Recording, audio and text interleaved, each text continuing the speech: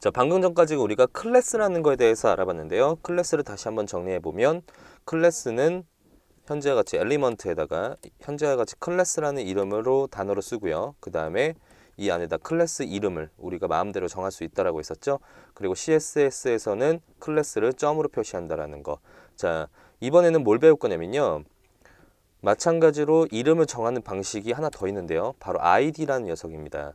자, 이 클래스를 제가 id로 한번 변경을 해볼게요. 자, 이렇게 id로 변경을 하면 마찬가지로 클래스하고 똑같은 개념을 갖고 있습니다. 우선 클래스라는 걸로 이름을 정해줄 수도 있지만 id라는 걸로도 이름을 정해줄 수가 있어요. 자, 그래서 지금 사용 방법은 똑같지만 CSS에서 클래스는 뭘로 표시한다고요? 점으로 표시한다고 했었죠. 하지만 id는 샵으로 표시를 합니다. 자, 그래서 샵 폰트 컬러라고 제가 이름을 쓰고요. 그 다음에 컬러를 레드로 한번 변경을 해볼게요. 자, 그리고 브라우저에서 확인을 한번 해보면요. 자, 지금 마찬가지로 id의 폰트 컬러가 빨간색으로 변경이 된 걸 확인할 수가 있죠. 자, 그러면 이렇게 똑같은 방식인데 id는 어쩔 때 쓰고 클래스는 어쩔 때 쓸까요? 자, 이거에 대해서 지금 설명을 드릴 건데 클래스에서 가장 장점이 뭐라고 했었죠? 바로 재사용이 가능하다. 자, 제가 이거를 클래스로 변경을 하고요. 그리고 지금 CS에서도 샵이 아닌 클래스는 뭐죠? 점이죠. 자, 그리고 이 클래스를 제가 똑같은 이름을 다른 엘리먼트에다가 복사를 해서 쓰면 가능하다라고 있었죠. 이렇게 재사용이 가능하다. CSS라는 걸 한 번 만들어 놓고 재사용이 가능하다라는 게 클래스의 장점이에요. 그리고 똑같이 이름을 id하고 정할 수 있지만, 자, id 같은 경우는요. 제가 이걸 id로 한번 변경을 해볼게요. 자, 그리고 CSS에서도 점이 아닌 샵으로 표시를 해줘야겠죠. 자, 그리고 확인을 해보면요. 지금 똑같이 빨간색으로 적용이 된 걸 확인할 수 있어요. 자, 그러면 여러분들이 지금 클래스하고 id하고 대체 똑같이 이름을 정해주는 건데 어떻게 구분을 해서 써야 됩니까? 라고 저에게 물어본다면 제가 이제 대답을 해드릴 수 있는 거는요. id는요. 지금 클래스처럼 이렇게 중복으로 사용할 수 있는 클래스는 중복으로 사용할 수 있지만 id는 이렇게 중복으로 사용할 수가 없습니다.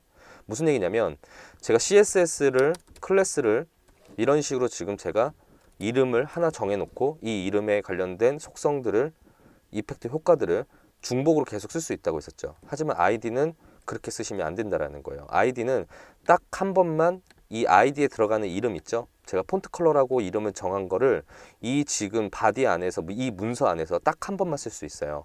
그러면 지금 여기 찾아보면요. 폰트 컬러라고 이름이 또 나왔죠. id는.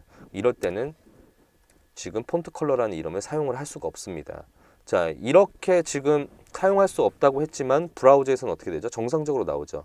자, 이런 상황은 실질적으로 ID 같은 경우는 원래는 안 되지만 표현에서는 그대로 좀 출력이 되는 좀 아이러니한 상황이 좀 연출이 됐어요. 근데 나중에 여러분들이 jQuery라는 거에 대해서 이제 공부를 해보실 텐데 jQuery에서 ID가 중복이 되면요.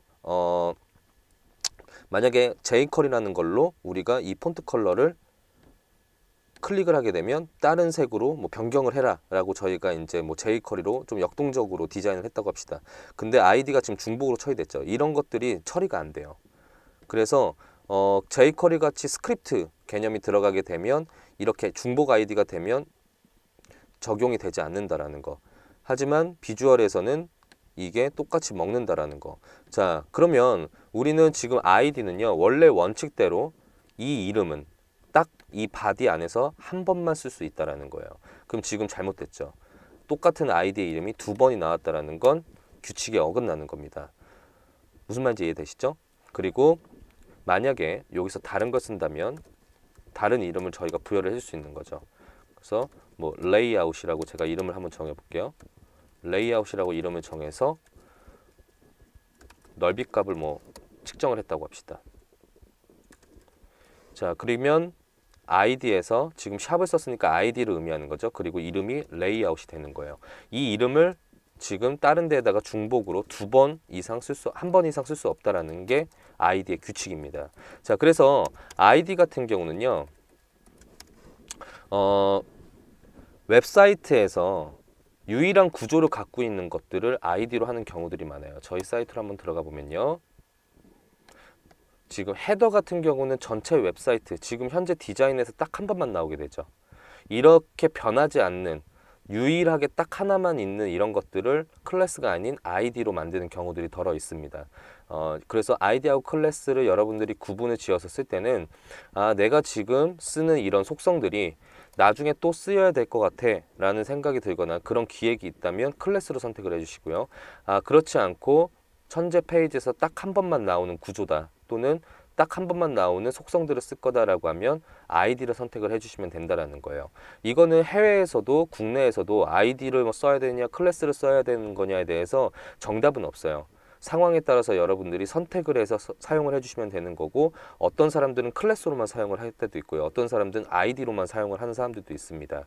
그래서 이런 것들은 약간 개인 취향이나 아니면 프로젝트에 있어서 적합하냐 적합하지 않냐에 따라서 굉장히 호불호가 갈리기 때문에 어떤 게 더 좋습니다라는 기준은 없습니다. 상황에 따라서 선택을 해주시면 되는 거고, 사용 방법은 클래스하고 똑같다는 거. 단 클래스는 뭐였죠?